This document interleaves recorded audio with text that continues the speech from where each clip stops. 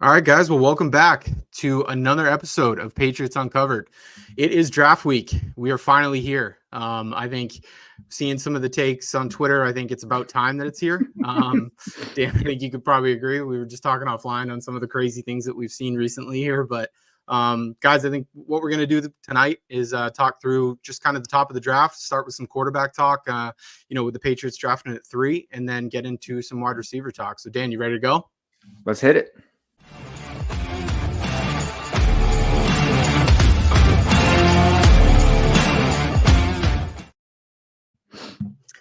All right, guys. So, like I said, draft week. So Dan, let's start at the top here, right? So, draft's 2 days out at this point. So we'll either be really happy or really disappointed. Probably 48 hours from now. Be really interesting to kind of see how that plays out. But if we start at the top, Dan, obviously, all signs point to Caleb Williams going 1 here. And then I think the conversation really starts, how does the draft go starting at 2, right? So if we're under the assumption that Caleb Williams goes 1, how do you see kind of Washington, starting the next domino to fall? And what does that mean for the Patriots? Yeah. So, I think for a long time here, right, Jaden Daniels was the clear overall 2 pick. All the betting markets had him there. It was nice and easy. And then over the last week or so, you saw a lot of noise saying oh, maybe they like JJ McCarthy or it's really Drake May. I think a lot of that was done to try to build up some really high-end trade interests out of other teams. Yeah. I think that they were looking at it just like the Patriots. They know who they want. I think it's Jaden Daniels. I think a lot of the reports over the last 24 hours here, like I said, this is a Tuesday, so we're 2 days out. I think a lot of the reports have been it's Jaden. We've went back, we checked with our sources. It's Jaden Daniels. I think they were doing the same thing as New England. We know who our guy is, but if someone wants to be insane and pay us multiple first rounders, then yeah, we'll do it. So that's kind of where my thinking is. I'm working under the assumption that it's Caleb, Jaden Daniels, and now at 3, it's Drake May versus JJ McCarthy. That's how I'm heading into Thursday. Yeah, I think I'm largely with you, Dan. There was I think Schefter kind of appeared on one of those DC local podcasts, about a week and a half, 10 days ago. And I think made a tongue-in-cheek comment, go ahead and get your Jaden Daniels jerseys, right? If you're a Washington fan. So it does seem like, there's it is smokescreen season. But I think I'm with you on Jaden Daniels going to, especially, kind of what we had talked about on some previous episodes with some of the things that Cliff's able to do with those running quarterbacks. Just feel like there's enough smoke there at this point where there is probably fire with Jaden.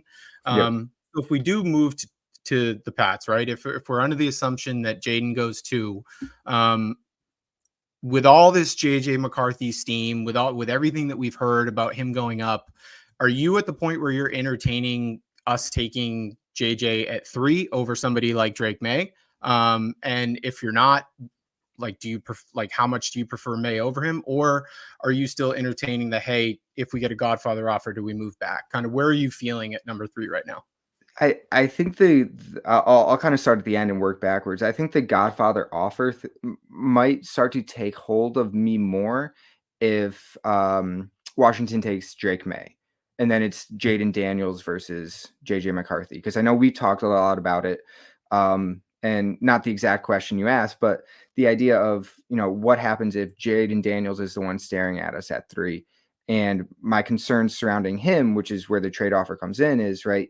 Yeah, the pressure to sack rate, the fact that once he gets moved out of the pocket, he just tucks and runs. He does not look back up. All concerning.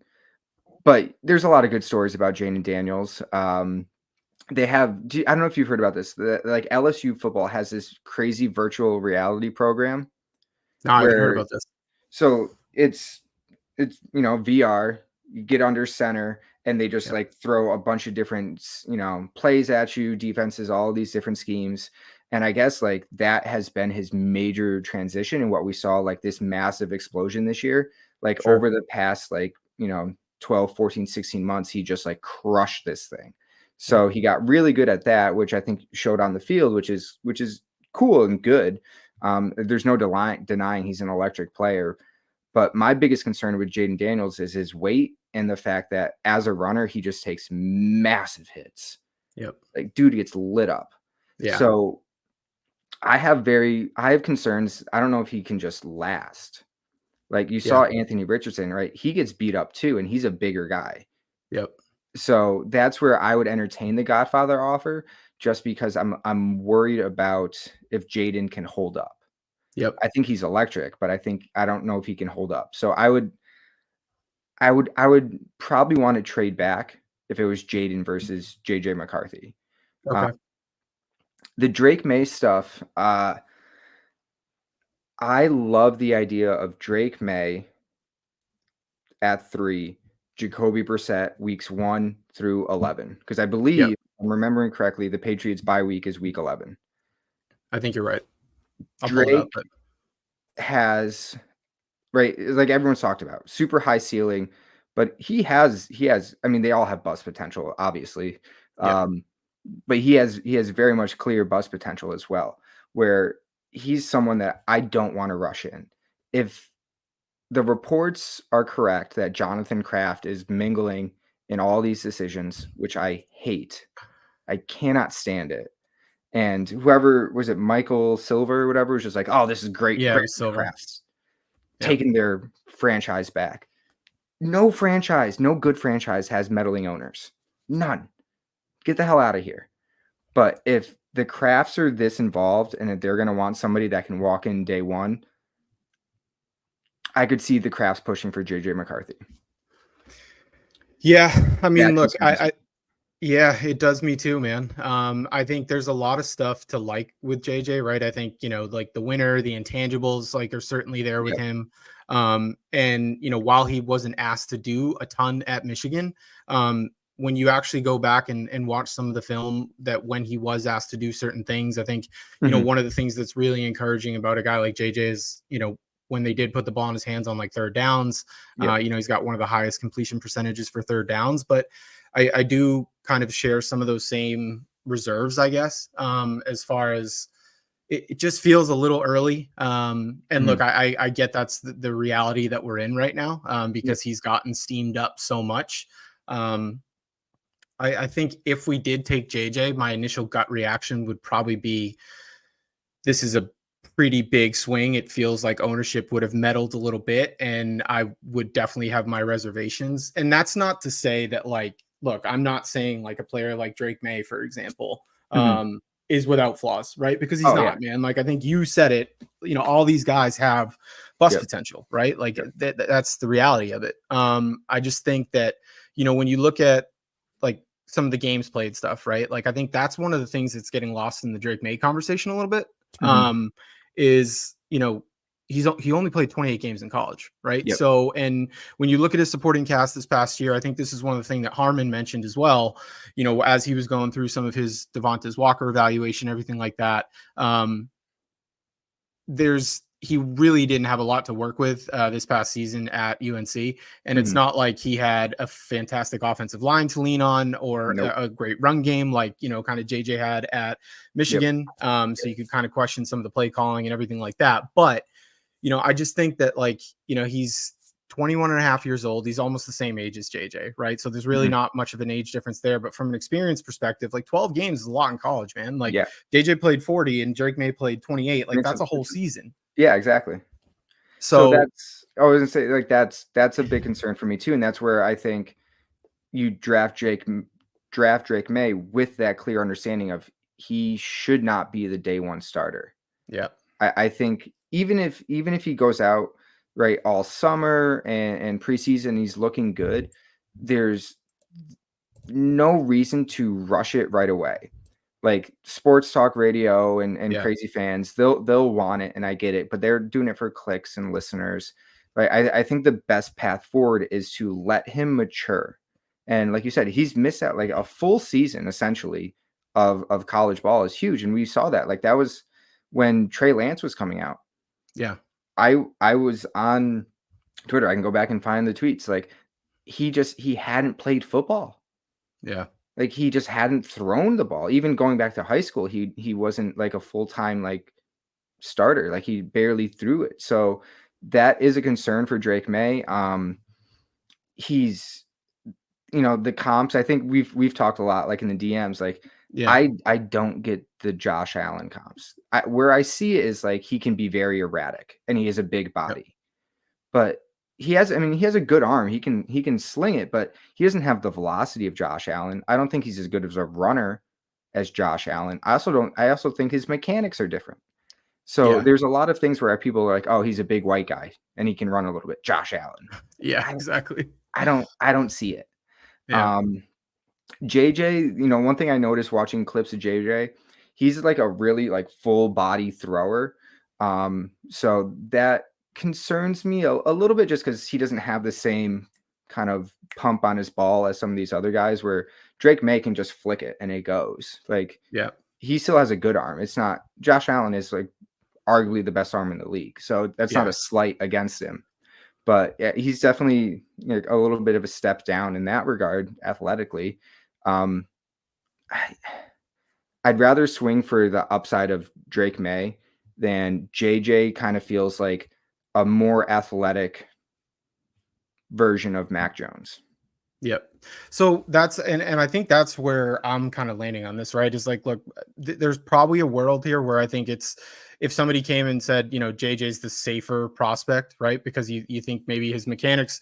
I mean, I Yeah. think his mechanics are quite a bit better than Drake's at this point. Yep. And from the amount that he's won, some of the decision making stuff, like he does seem to be like a pretty high football IQ guy. Not to say Drake's not, but like he does feel like kind of that safer play. Maybe For like sure. kind of like maybe he's like an Alex Smith, right? Like a really good game Yeah. manager, like in the right system. Which look, that's a good quarterback, right? But Yeah. I think when you're up here and you really don't have the chance to like draft up here that much, right? I Yeah. am with you on swinging for the upside a little bit. I think some of the stuff with Josh Allen is definitely it's gone probably a little bit too far. There are some certain things where it's like, all right, like he can fit balls into tight windows. Like you Yep. kind of see some of that. I don't think he'll ever be the runner that Josh Allen is, right? Like, Mhm. he's still 21 and a half years old. Maybe he throws on a little bit more weight, but like it's hard pressed for me to think that he's going to be bowling over guys and getting up laughing like Josh Allen does, Yeah. right? Like Josh Allen's just like a fucking alien when it comes to that. Yeah. He's a Yeah. psycho. But that's not to say that like I think Drake is athletic enough to kind of give you something there. Mhm. So it's And I just would say actually really quick for the age point, yeah, that's also something for Jaden Daniels. He's what, 24? yeah, he's almost 24. Right? So like he's also when you talk about like adding weight and like for like to prepare for the NFL, the brutality of it, like he is what he is, and he's like a sub 200 guy. Yeah, So like I know. that's another thing where it's like, oh well, Jaden Daniels can just put on 10, 15 pounds of muscle. Like once you're in your mid 20s, like you are what you are. Yeah, I So know. And that's another concern there. no, it's one of the things like, if you're Jaden, if you're in that Jaden camp, right? Like you hope to God that you sit him down in front of like Lamar Jackson tape and basically say, look, dude, you need to learn how to run Yep. and like not necessarily at 100% every time, right? Like Yep. run, you're so fast and so electric, run at 85% and figure out how to avoid those hits that look like you're in a fucking car crash, Yep. right? Like let's avoid those so you can have some more longevity, Yep. right? There is like a really like part of me that's like, if he does go to Washington, is he just like RG3 reincarnated where he's absolutely fucking electric for a short amount of time and he just maybe can't hold up? Yep. But I think just getting back to like us, right? I think so like let's put a stamp on this. Then if Jaden goes 2, there's no Godfather offer on the table. You're going Drake May or you're going JJ. I want Drake May. Yeah, I'll go Drake Yep. there as well. Yep. Yeah. As much as a safer pick might be JJ, I want to swing because Yeah, especially in the AFC, the quarterbacks in our conference are insane. I know. We need a That's top end guy. Yeah, I mean, dude, it's murderer's row, right? Like, and that was you look at last year, even with, you didn't have to worry about Burrow and stuff like that. But when you look at like the top tier AFC play callers, right, from a QB perspective, Yep. I mean, it is littered with top guys. I think the NFC's got like they've got Jalen Hurts, and then it's like I guess it's kind of open after Brock Purdy. Brock Purdy. Yeah, Brock Purdy. Like Shout out that's what Matthew we're doing Stafford. here? Yeah, Like seriously. Brock Purdy's like QB like 7 in the AFC. I know. So I guess jumping off that same point, then, right? If we bring the trade back into it, what would it take for you to move off that pick, right? Because I think one of the things that Bill Simmons kind of talked about on his pod was that, and it's a good point, and I think it's probably not talked about enough, is that, look, while you're getting, like, say you made the trade with Minnesota and you got 11, 23 and a like a 25 first or something like that. Yep. You're really only getting 2 draft picks, right? Because you're giving up that, like, net you're getting 2, right? So I guess what would it take for you to move off that pick to be like, all right, like, I'm going to give up my chance to potentially get, like, the future of the franchise at quarterback. Mm-hmm. What does that look like for you moving off that?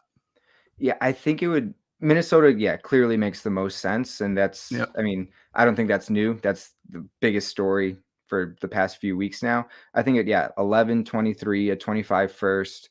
And then I think the 49ers offer was, those type of picks plus a future third. Yep. I would push for like a second or something. I saw someone make up a trade today where it was 11, 23, a 25 first, and Darisaw. Like, that's just not going to happen.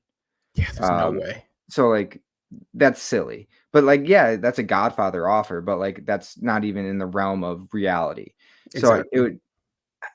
The hard thing is, like, I would want 11, 23, a first and a second, and I don't know if Minnesota would do all of that. Yeah. So the idea with 11 is, like, maybe that puts us into Michael Penix territory. Yeah. Because JJ will be gone, Drake will be gone, and then but do we really want to take Michael Penix at 11? Yeah, see, like, that's at 23 where maybe, but I don't know if he's going to be there. Yeah, I know. See, I'm not as high on Penix. Look, I think he does some nice things, and I think, like, as a later round guy, I'm not talking like 4th round, but, like, later on in the draft, like potentially like a round 2, like, that's where I'd be more comfortable taking somebody like that. Yep. Because, like, look, I think he can sling it, but, like, I also think he's like a statue back there. So there is part of me that wonders, like, it feels a little Mac Jones like, where, like, he had some really nice receivers in college, was in a nice system, and can sling the ball, like, when he was asked to, right? Like, if we look back, like, Mac could sling the ball in college, right? But, like, one of the things that he was not, like, adept at was, we saw it once he got into the league, was, like, anytime there was pressure, like, escaping it or making plays or making something out of nothing. Like, that's what I would worry about with Penix, right? And I almost would rather probably just, like, go position guys and hope that he falls. And maybe, Dan, it gets to the point where you gamble and now we're at 28, 29, 30, maybe jumping up a few spots towards the end of the first round feels a little bit better than maybe trying to force the issue at like a 20 or something like that, or a 23, right? Yeah. And honestly, at that point, as we kick it out further and further, I'd rather I'm out on Bo Nix. Yeah, I think I am too. I'd be more interested waiting, building out the team, and, like, Spencer Rattler. Yeah, see, that's I'm not in love with him by any means, but, like, he's interesting. He's been around. He was highly touted when he went to college, and then he was kind of just like an asshole. But it seems like he's kind of gotten that out of his system. Sure. I'd be more interested in that. And then now we have two firsts next year.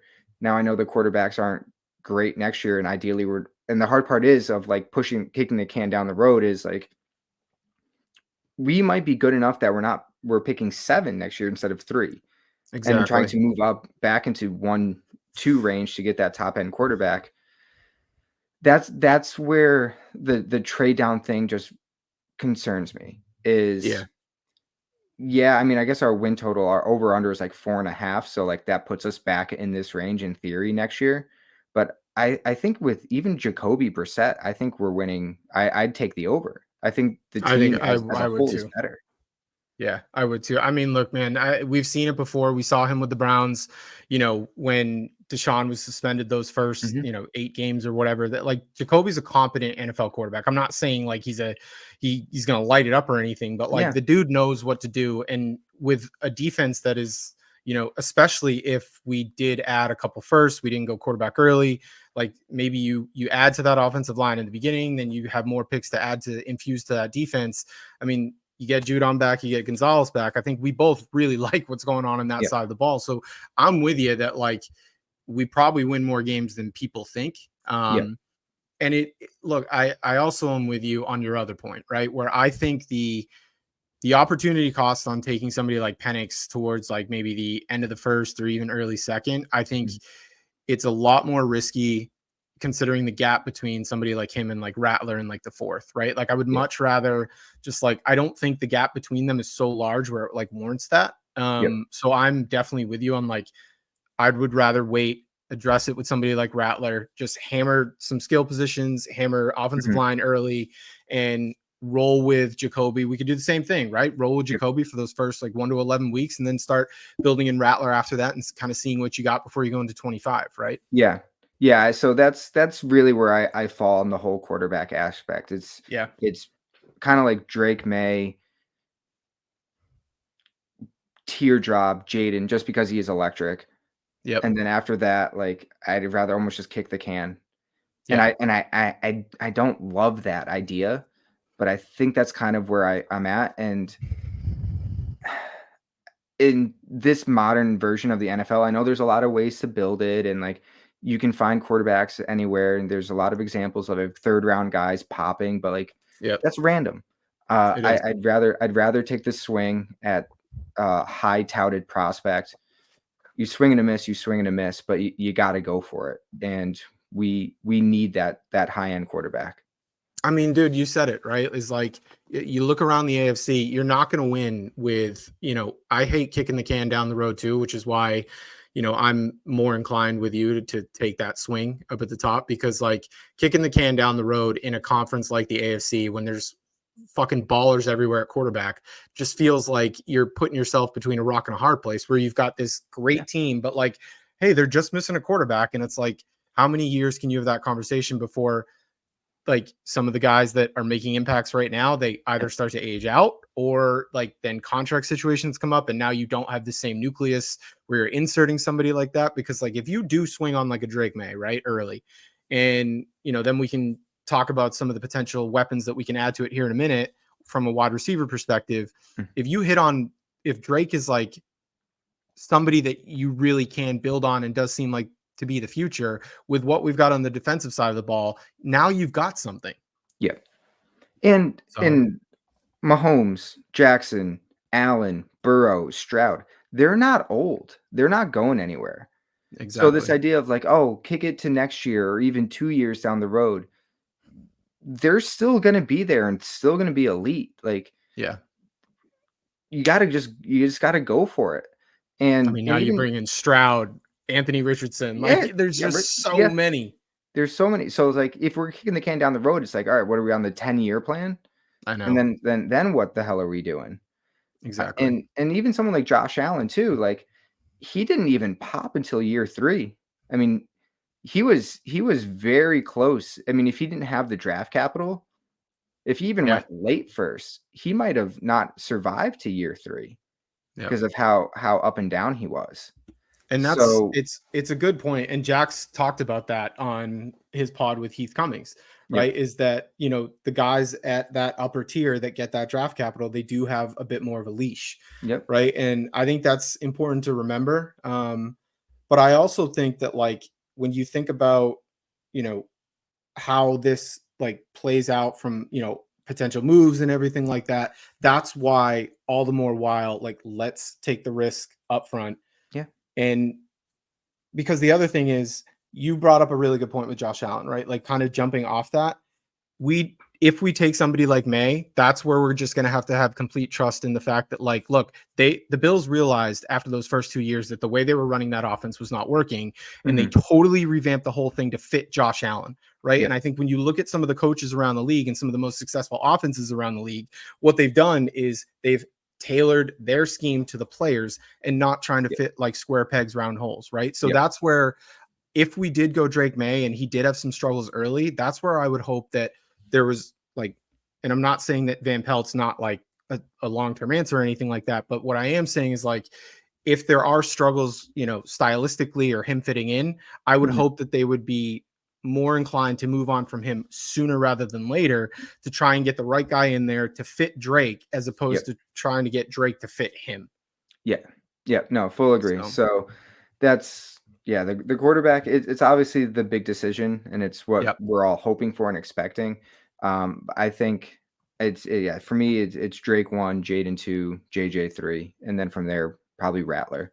And it's honestly, it's actually, for me, I like Penix. I think he's interesting. I think he's a little bit more shifty than we maybe give him credit for. I know his pressure to sack rate is like 0. Like, it's amazing. I don't know if I think he's going to go like the Raiders at 11 or Denver 12 or whoever's at 3rd. Like, I think he's going to go high enough where I don't feel comfortable taking him. If we trade down to 11, I don't want to take him there. So at 23 or the late first or 34, I'd be interested. I just don't think he's going to be there. So when it comes to like you said, like the opportunity cost of it, I just don't think he fits into where I would want to take a quarterback in that part of it. I want to go early or I'd want to go late. And I don't really want to go late. Yep. I hear you. I totally agree. So if we kind of, since we're at 3 still, I do want to start to weave in some of this wide receiver talk. And I do think, since we're at 3, like, let's just at least have the discussion.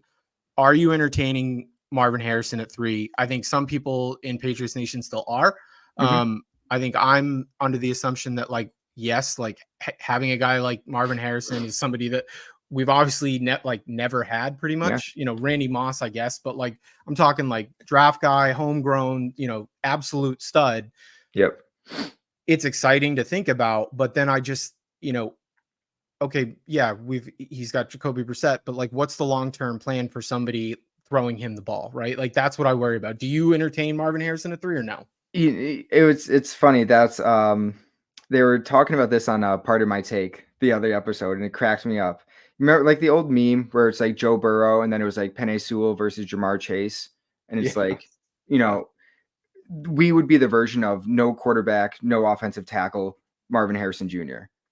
Where it's like, he is a Ferrari, like, he's amazing, but we don't that, like, then we are fully kicking the can on quarterback. And I'd almost rather, if we don't take a quarterback at 3, we have to trade out. We have to trade out. That's where I am too. But if it came down to not taking a quarterback, I think I'd almost rather Joe Alt at 3 versus Harrison. And that may be crazy, but if we're not drafting, we're not swinging for the fence at that quarterback, I want Joe Alt, who's potentially the best prospect. Like, Marvin Harrison and Joe Alt probably are definitely the best non-quarterback prospects. I want that left tackle that can be like, that's our guy for the next 10 to 15 years, who's probably going to be a multiple time All-Pro, potential Hall of Famer. Like, he's like that level type of guy. Like, and I know Marvin Harrison is too, but I want the left tackle.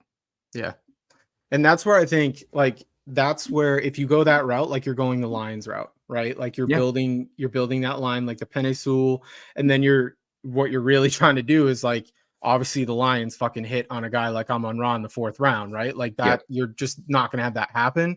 But like, that's where, okay, if we do go that route and you pivot to, I think you probably double dip on wide receivers, and whether it's rounds 2 and 3 or rounds 2 and 4, whatever.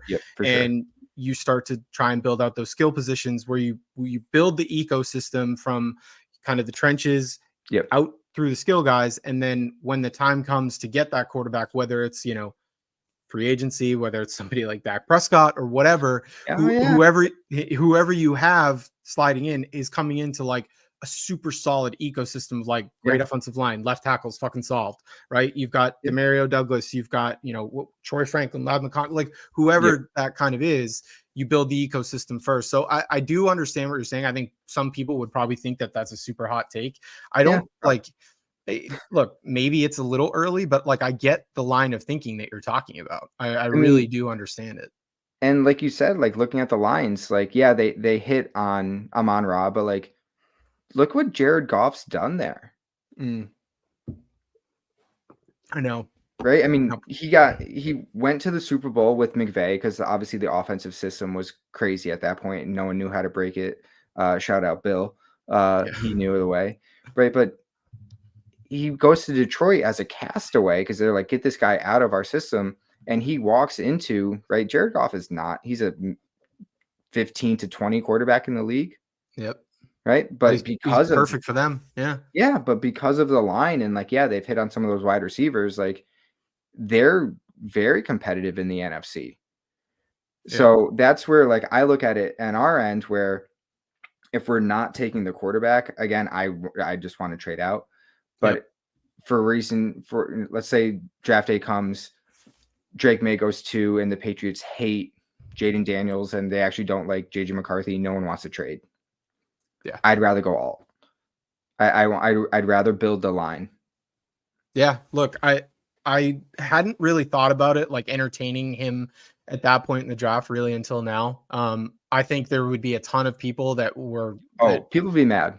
people would be real mad. People will But be I mad. think when you think about like kind of what you laid out as like the long-term vision, like yes, it's obviously it's a different league now, and having a guy like Marvin is super Mhm. important, but we've seen like what being able to protect the quarterback can do as well, right? Like elevate somebody. Now, obviously, Ben Johnson in Detroit has a Yeah. lot to do with like Goff's development and stuff like that. But it just goes back to the point where, like, so like, yes, Elliot Wolf coming in, I think I'm really kind of excited to see how this plays out. But what I Mhm. really hope that ownership does is they don't drag their feet on potential changes Mhm. if Van Pelt doesn't work out, right? Like, I don't want to see this Yeah. same retread, like, let's try it again, like everything like that. Like, if they start to build these foundational pieces, like with the Joe Alt, you take some receivers in round 2 and round 3, and Yep. now you've kind of got something there when the next set of coaching like changes comes around, if Van Pelt's not that guy, I would just hope that they're really aggressive in a scenario like that, right?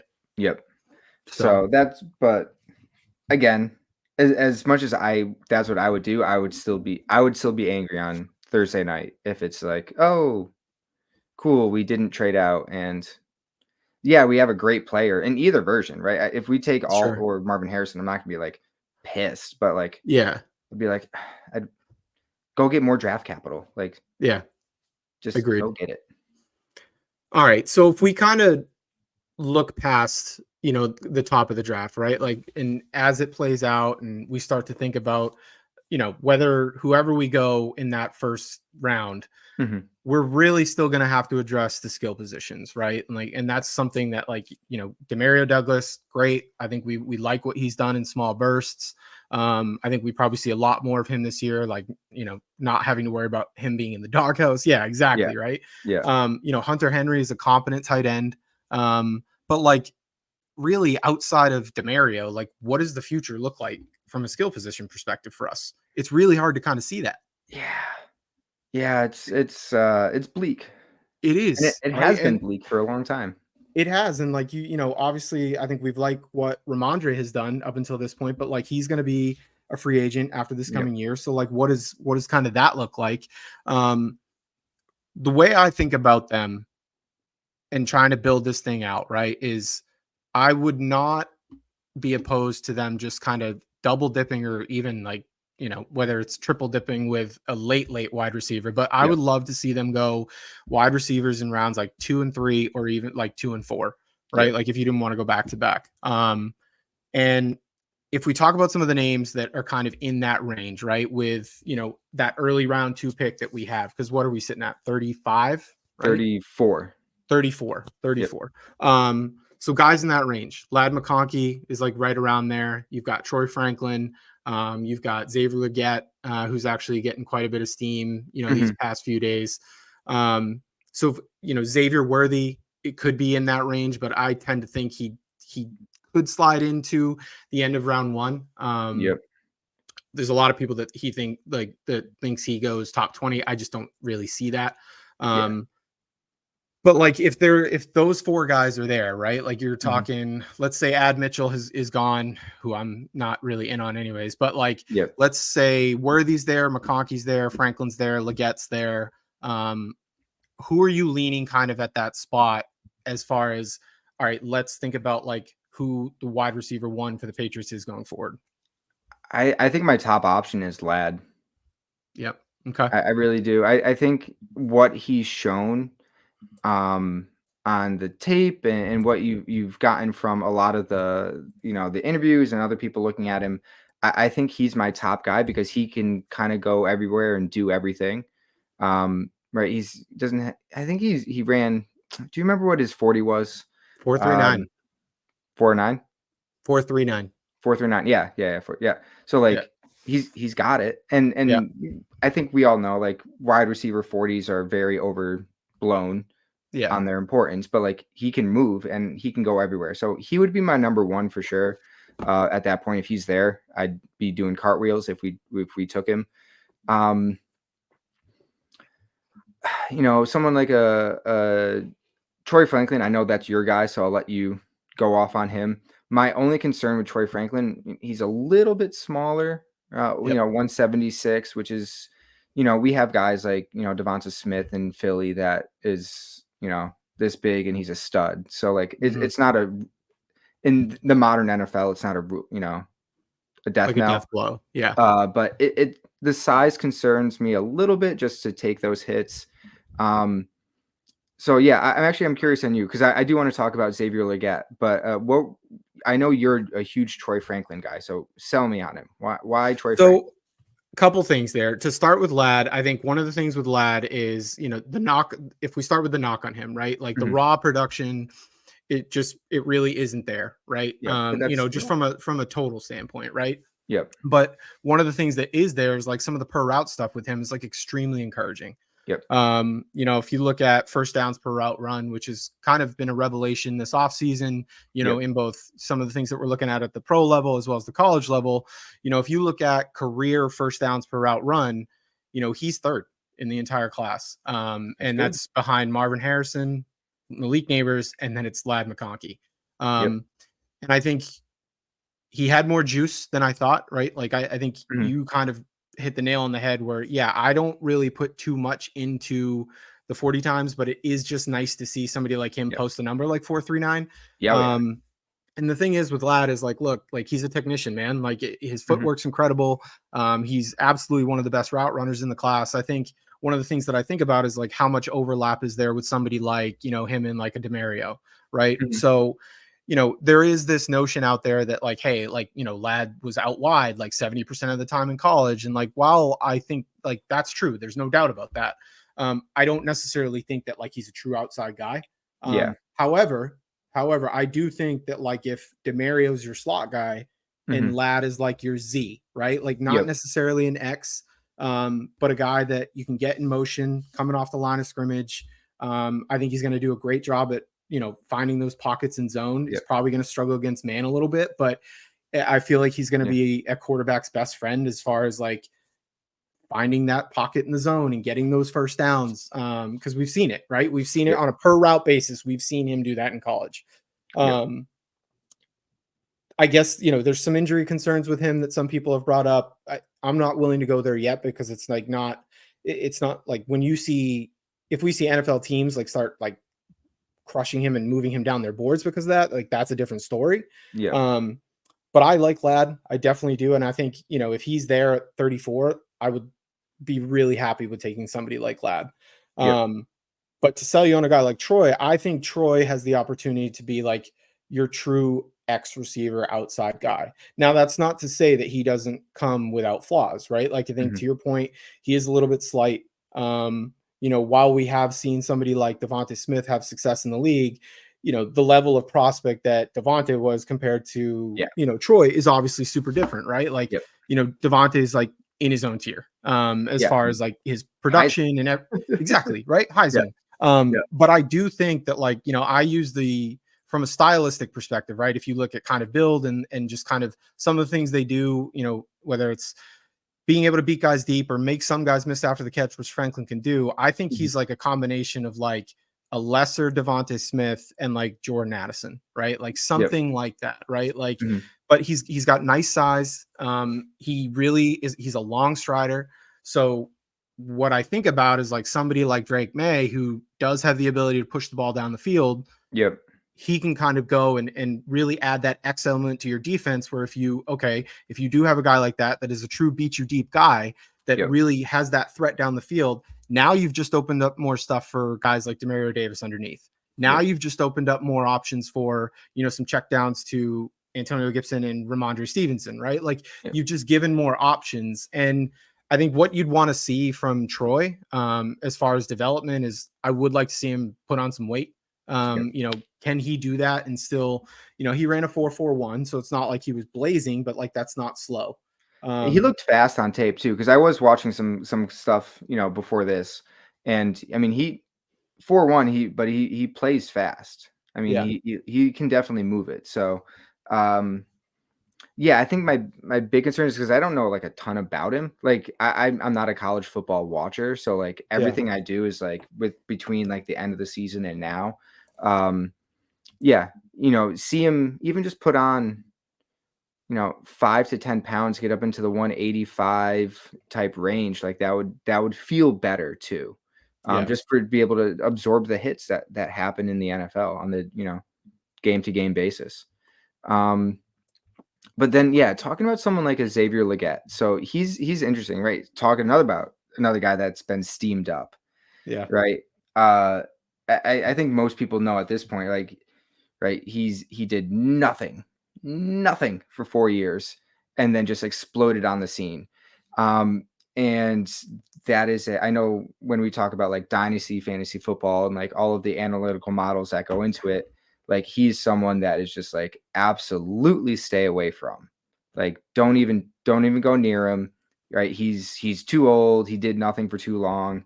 But I think if you dive a little bit deeper into his story, and it's something I was reading about, a little while ago, which I think adds really important context that doesn't negate the fact that he did nothing for 4 years, but it helps to explain it. So coming out when he was in high school, he was a wide receiver.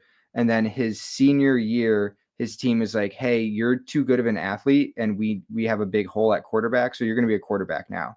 And Yep. I think if I remember correctly, he ran for 1,800 yards as a quarterback. Yeah. Right? He was just a stud athlete. And then he goes to South Carolina, kind of buried on the depth chart. There's a coaching change. He loses one parent, and then he either loses another one, and then COVID happened, or then COVID happened, and then he lost his other parent. Yeah. Right. And like another coaching change. Like, so he went through hell. Like, he's a teenager and lost both his parents. Like, imagine like Yeah, you're like gonna about as focus bad of on a running situation routes, as you can have. Yeah. right? So, but he battled and battled and battled and worked his way up. And I think that was something over like his last 3 years, you could see his ADOT and all of his targets like just steadily increase. And as he got more opportunity, he started to really show off and more and like build back all of that time that he missed just working on the wide receiver craft. You see it this 5th year just absolutely explode. And I have to give him a ton of credit with college football, what it has become the past like 2 seasons or even 3 seasons. That's a guy, I would think 99% of college athletes, especially in football, are transferring Yeah. minimum one time, if not Yeah. multiple times, because Yep. they just walk in and go like, oh, well, I'm not playing. I'm too good to practice and get better. I'm just going to go somewhere where I can play. He stuck to the fact that he's like, this is where I went. And maybe it's, for whatever reason, this is where he wants to be. And he stuck it out and grinded and worked until you had to put him on the field because he was too good and really showed out. So I think that just, for me, that means something. I don't know if you can say that overarches all of the negative or lack of production, but I think it means something. And the fact he's 6'1", 220, runs super goddamn fast. Like the dude's a specimen. So there think is that's that. I don't know if I want no, him at 34, but yeah, and I think that's where some of the intrigue comes with him, right? Is because yep, like when you look at him, like obviously, like he's a freak of nature. yep. Um, Yeah, as 9'9" an draft score. Like, Yeah, like, I mean, look, like, some of the things that he does at his size from an athletic perspective is I yep, mean, it's legit, man, like, it's not something that you find every day. So, I think one of the things, though, like, for me as an analytics guy is it's the type of profile that I really have a tough time betting on. yeah, no, Um and there's valid to be questioning that because, like, if Mhm. you were a dude, like, he didn't magically become 6'1", 220, like, he's been, like, a big guy, like, so, like, where was that production? I think the concerns are very, very valid.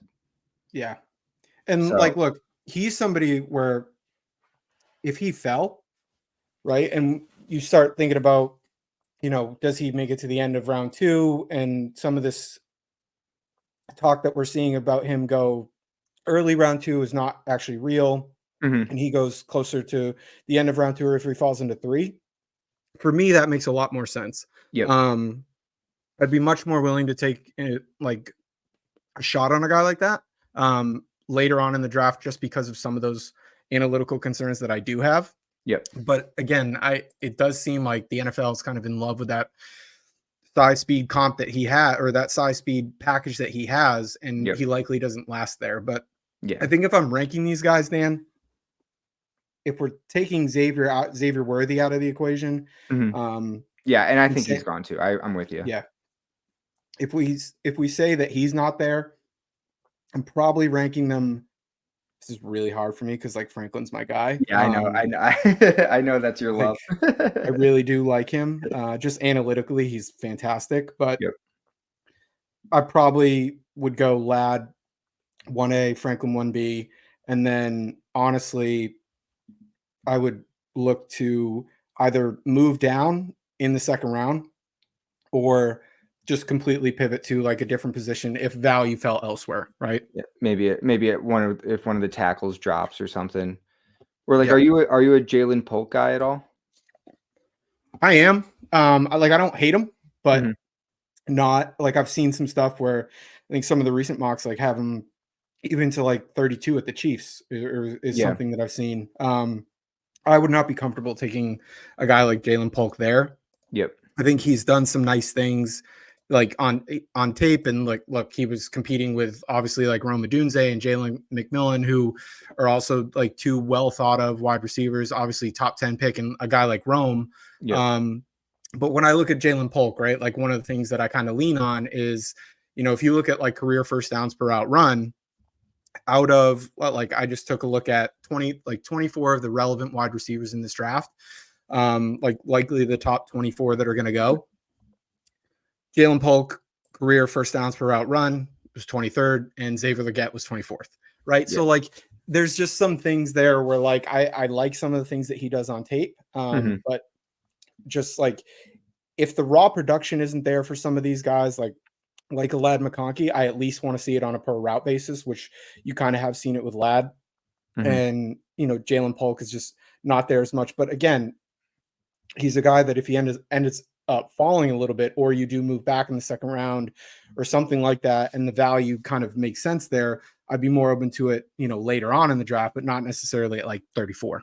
yep, yeah, and that's where I know that's where some concerns too, where someone like a Roman Wilson comes into play, where he just because Michigan just didn't really throw the ball, he doesn't Yep. have strong, just flat out numbers.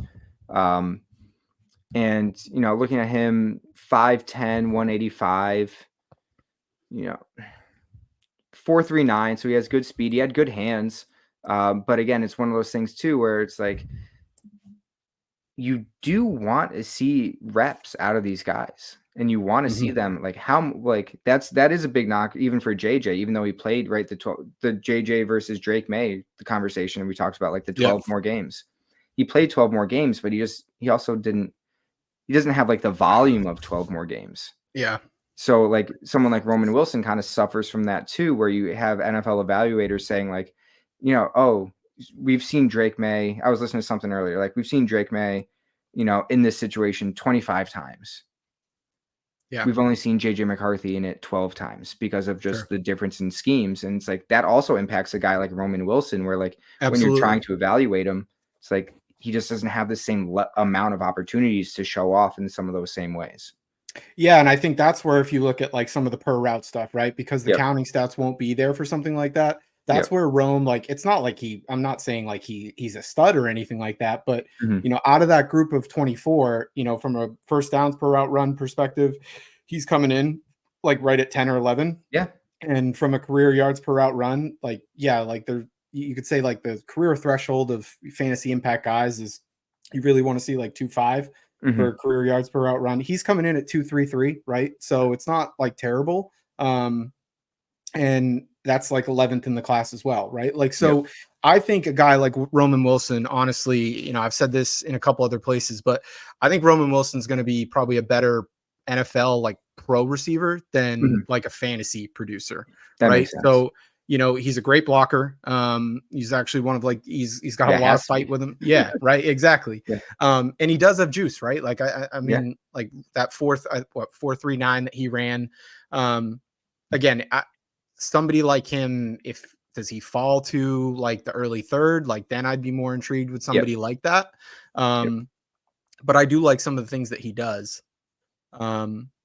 So if we push this back a little bit, right, we've kind of talked about that group at, in that 34 range, something like that. If we kind of jump down to, let's jump down to kind of that early third, right, and just start talking about some of the guys in that range. So now you're bringing into play, you know, potentially a guy like Jermaine Burton, who has actually gotten some steam in recent weeks and could end up going, in round 2. I wouldn't be surprised, but there are some character concerns there that Yep. may end up pushing him down the line. We'll see how, if you talk to, I heard, Matt Harmon had talked to some guys that, he mentioned that there was some off the field things. But really one of the things that Matt said was if he was grading wide receivers as far as like who got like the amount of times that they got upset not getting the ball or anything like that, then Burton would have been kind of near the top of the list. Right. And, but not from a lack of talent perspective with Burton. I think, Harmon had a first round grade on him. So Yeah, and I would say that's even Kyle Yates had a tweet yesterday,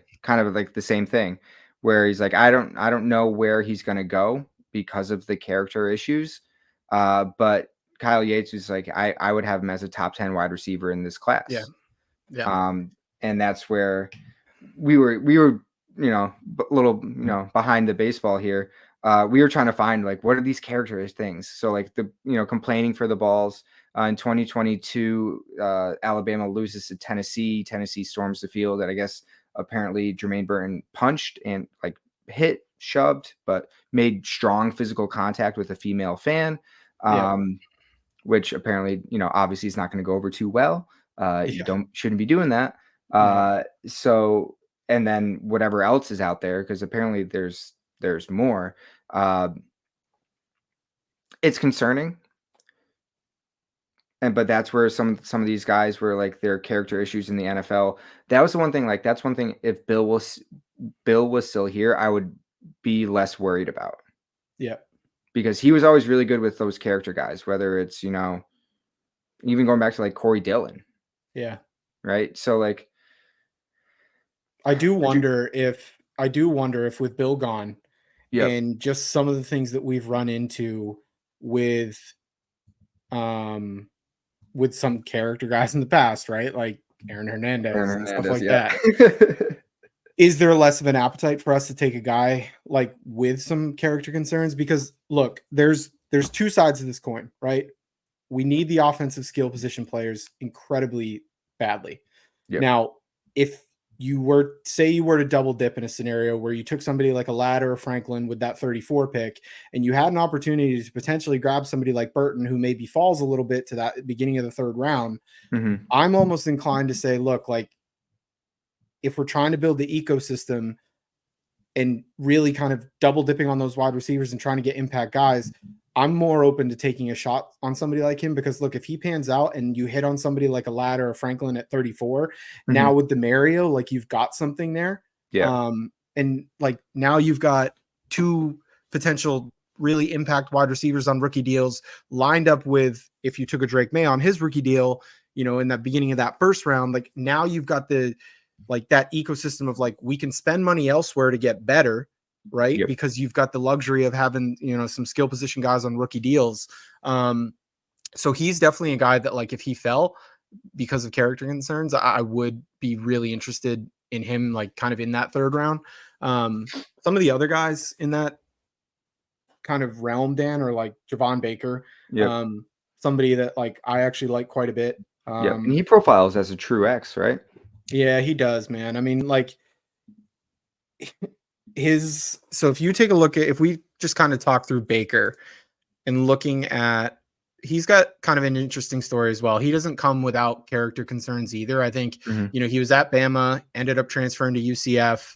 Some of that was because he wasn't getting on the field at Bama that much. So you do worry that, like, is there some prima donna stuff there? But look, with most of wide receivers, like, you kind of want a little bit of prima donna, right? Like, Yep. And I think, I forget who it was, but I think someone on Jax's pod, they were talking about that, and like they were saying like Javon Baker's like a psycho, and not in a terrible way, but like a psycho in the sense of like he truly believes he's the best wide receiver in this draft. Thor said that. Yeah. Yeah. Right. And it was just which is like, yeah, you want that out of a guy, but like at the same time, like, yeah, if he doesn't get the ball, like, is he going to become an issue? But at the end of the day, like, you want those killers on the field that are like, give me the ball and I will make the play. Like, you do want guys like that. So he is someone that I also have noted as would be a really interesting play. And like, if it was maybe, obviously I don't think their draft capital is the same, but like Burton's character concerns seem more like versus Yes, maybe I would agree. Baker's, like, he's abrasive and hard to work with, but like, he's not going to like go assault people. Exactly. And like, look, once you get to that point in the draft, if you have, in that third round, because we need skill position so badly, I think they need to be open to, like, if there's not like death kneel characters concerns, like that's where I hope that they would be entertaining Yep. a guy like that. I do wonder if like if Baker's a guy that like sneaks into round two.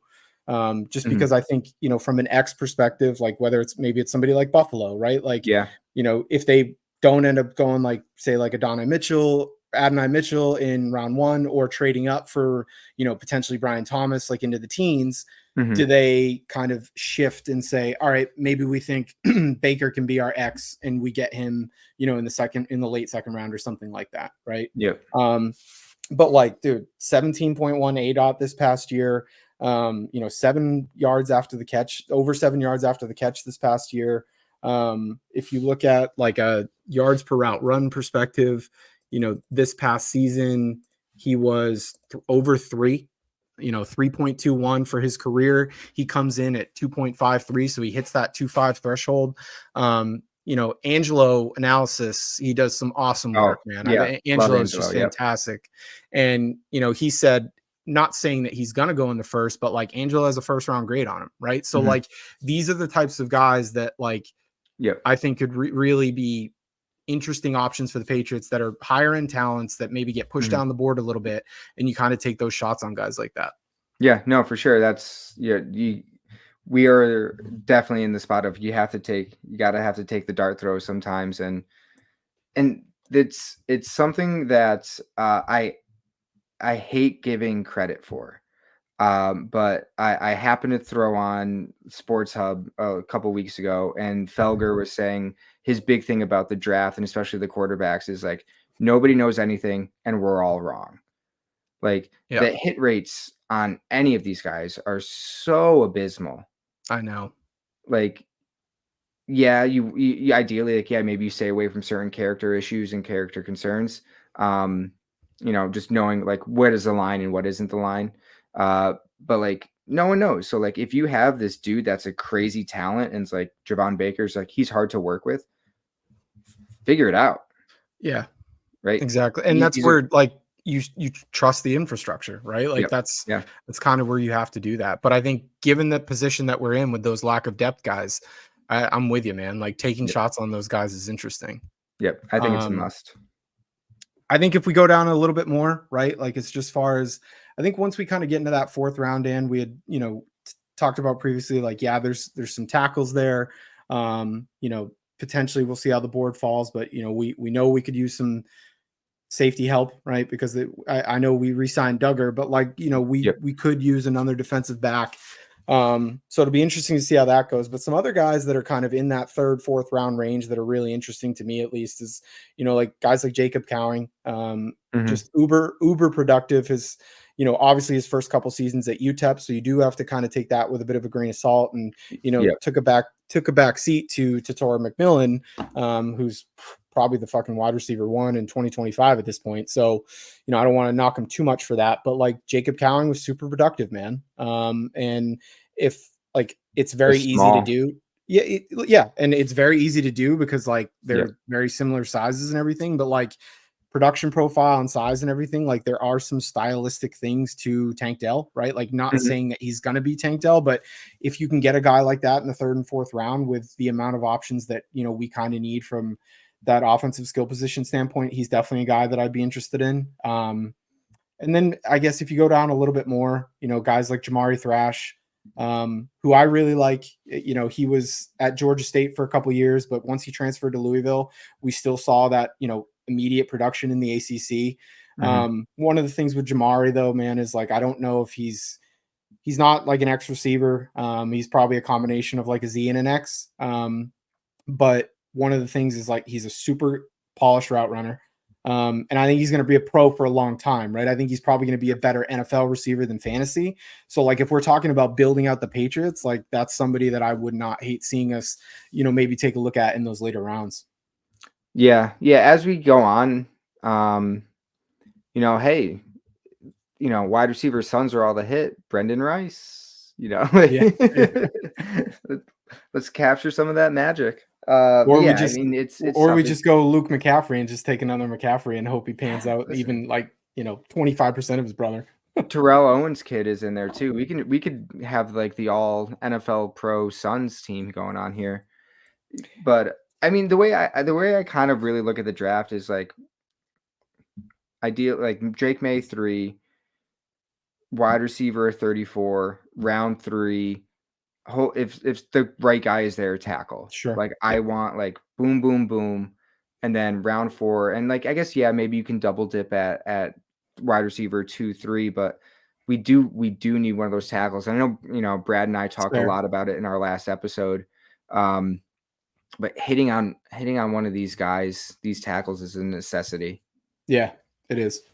No, it's a good point, and honestly, it's something that I'm a wide receiver guy at heart. So as we're talking about these guys potentially falling to 3 and it being exciting, I think you're right. Like the way to build this thing is that feels right for like the overall team perspective and long-term health is quarterback, wide receiver, tackle, and then maybe you kind of look at that 4th round and see how it kind of plays out there.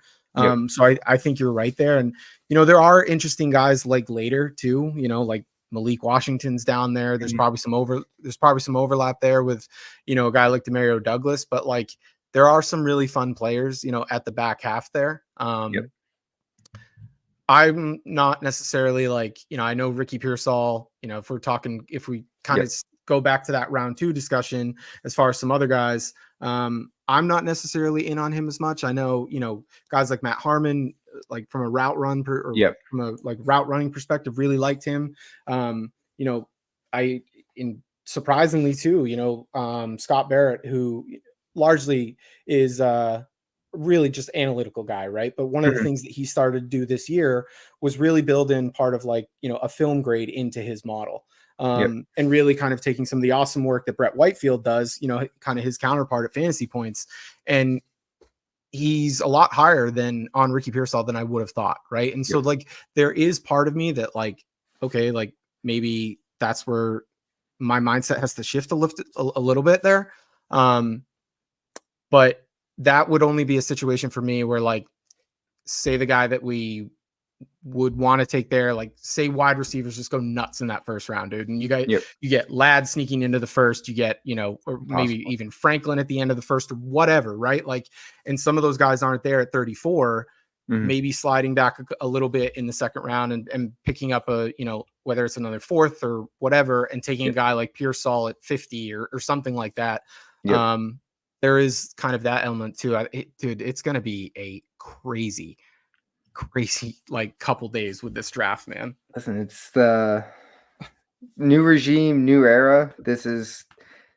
It's big. And I think I saw a quote then they said like they all know, like everyone up in Patriots place, they all know that this draft is very, very important for their legacies and their jobs. Like they need to hit on a couple of guys.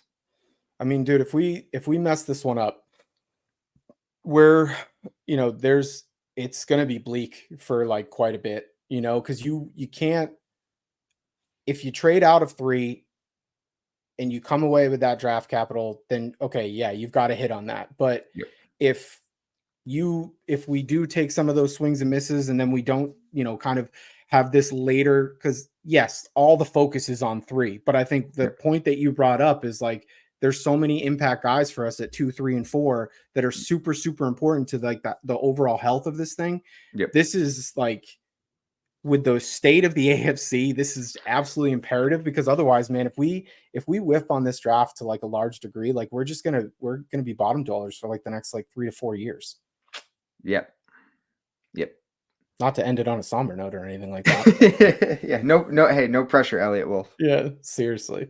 But gotta make it. But yeah, man, I'm excited. I'm excited to see how Thursday plays out. You and I will definitely be talking, as these picks happen. And I think we're both going to try and cut into the Undroppables live stream that's going to be going on. So, to anybody that listens to this, make sure that you go check out the live stream that we're going to be hosting. Definitely looking forward to that. And, depending on how that first pick goes, we'll see what you might see, some happy reactions from Dan and myself, or you might see some somber ones, but yeah, we'll see. Anything you want to close on, man, before, we're 2 days away here? Anything you kind of want to touch on? No, I like you, honestly, like you started the show. I'm just ready for it. I'm ready for the takes and the random arguments, because no one knows, especially quarterbacks. Like people that are like really staunch in their quarterback evals. No one knows. So you like a guy, you don't like a guy. I think that's totally fine. But there's people like, if we take Drake May, then then it's over. We take Jaden Daniels, then it's over. It's like, no one knows. I like certain guys, but like, you gotta wait till it happens. Man. The most important position in football, I'm not even just saying like us, I'm saying everybody in general is like the worst at evaluating. It is unbelievable. The NFL. And like in 2024, with the amount of data and analytics and everything that we have to look at the game the way that we do now, it is unreal that there's still that much ambiguity when it comes to evaluating quarterback prospects, man. I think it's because it's the one thing that you can't. It's a lot of it is up there, and it's the one thing that models can't capture. For now, they can't touch. Yeah, exactly. All right, man. Well, this was fun. Guys, so this is going to be going up probably later in the day tomorrow. But what's going to be going up first is the episode that Dan just did with Brad. So be sure to check that one out. I'm going to finish up the editing on that one tonight, and that's going to be dropping in the morning. And that's everything offensive line related, right? So, Dan, I'm excited to get through the rest of that one, but it was really cool hearing you and Brad kind of talk through some of that. So guys, be sure to check that one out before you kind of listen to this one and go through some of the skill position guys. But Dan, we made it, man. So now it's the ball's in the Pat's hands and out of our court at this point. So any closing thoughts or comments for the people? Go Pats. Go Pats, man. All right. Thanks guys for tuning in, and we'll see you guys in a couple days for draft night. Appreciate it. See you.